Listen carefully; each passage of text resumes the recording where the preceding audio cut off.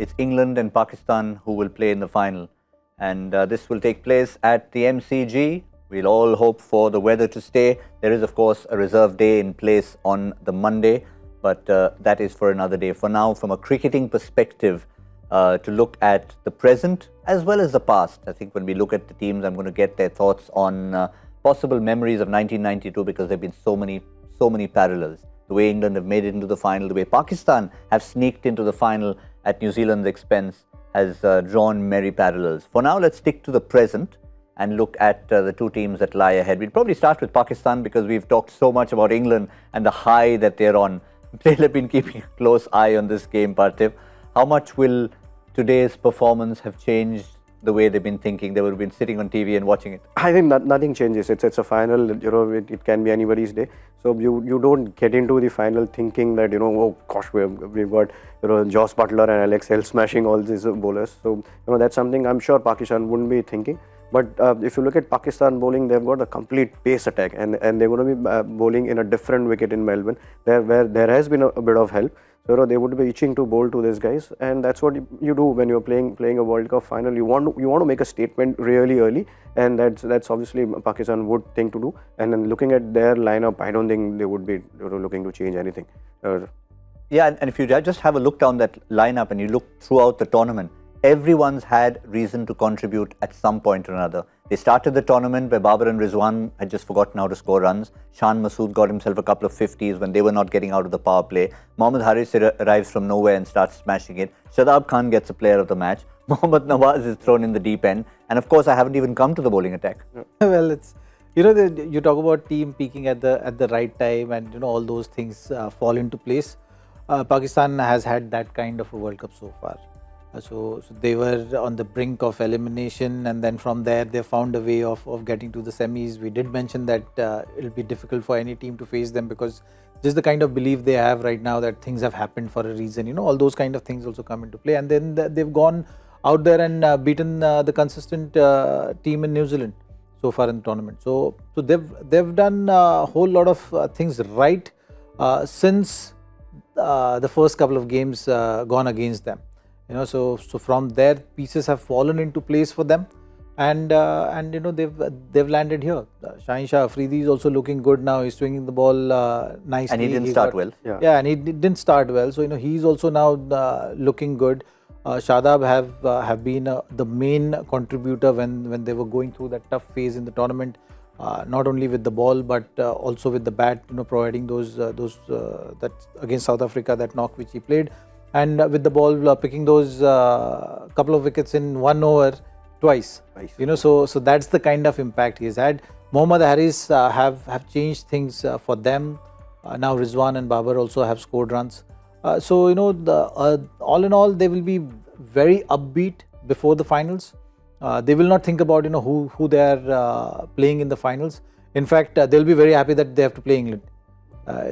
India is someone which always brings that added psychological pressure, and they don't have the greatest of the record in ICC tournaments against India. So that always plays around.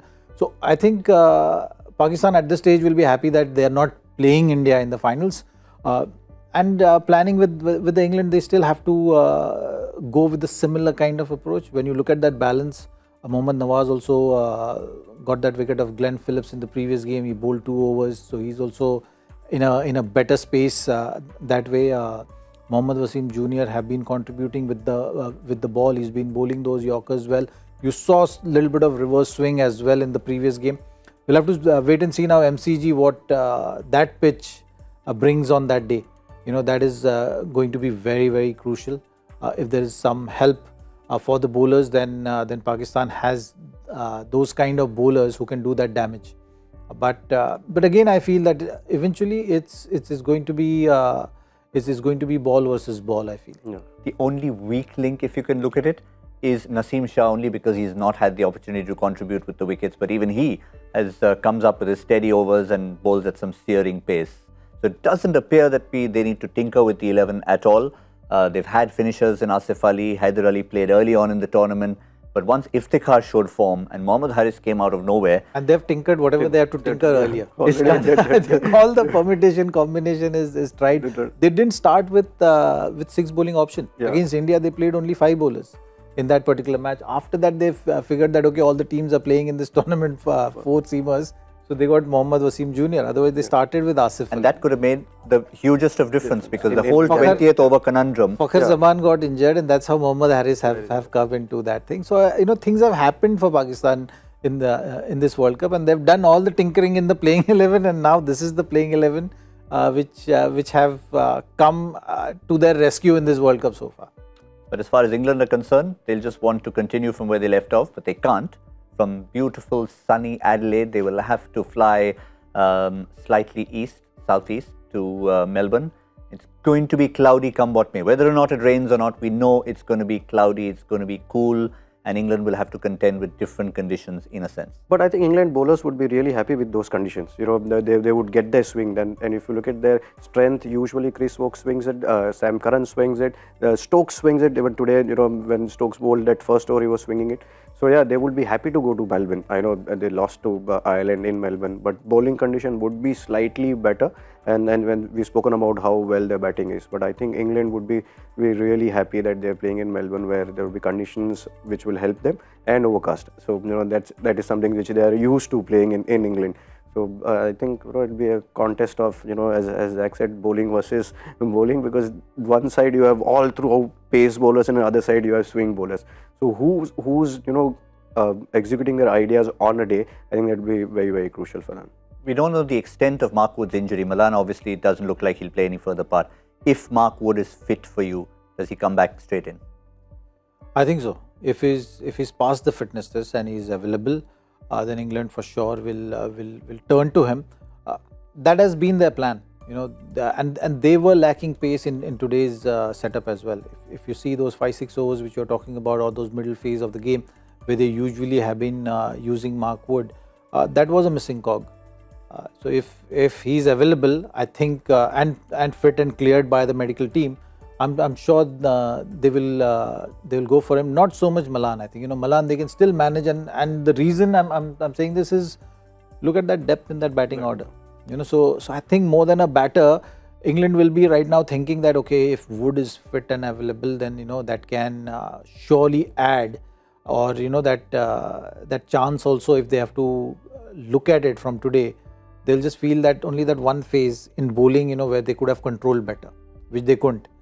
They had to shift Sam Curran's role as well. They have to alter his role. If Wood comes back again, they can go back. Melbourne, big boundaries. Sam Curran for sure will come into play if he's bowling more overs at the back end. That has been their formula for containing all those numbers which you're seeing earlier in the day today. In the last 5 overs, how consistently they've been picking up wickets. That they had to move away from, because Wood was not there today. So Wood coming back will surely help England. That's what they're hoping. If he's not fit and available, then you will see the similar kind of approach. You will still back Chris Stokes to bowl with the new ball. You will not see him bowl at the back end. You will have Sam Curran bowling at the back end with Chris Jordan. They will be looking at the matchup. They still have option of using Moeen Ali. Yeah. So that one option they still have if left-handers are batting in the middle. So all those things, all in all, when you look at this England squad and playing 11, they have all the bases covered. So you talk about power, they got power. Ben Stokes is there, who is still not made that kind of an impact. Yes, he made sure that they won that last game when he had to bat, run a ball and secure that victory. But on the whole, you have Moeen Ali, Livingston's power. Harry Brook is someone who is not going to be playing quiet deliveries there. He would be on the charge all the time. So that's the way England have been playing white ball cricket. They make that conscious effort of keeping the tempo high, keeping the intent going. So all those things will surely they will be carrying in the finals as well. And today's game was a bigger game for them, I felt. Today's game against India, they were nervous, and they did a fantastically good job today. So the finals, it's just going to be this added boost of confidence going forward in the finals.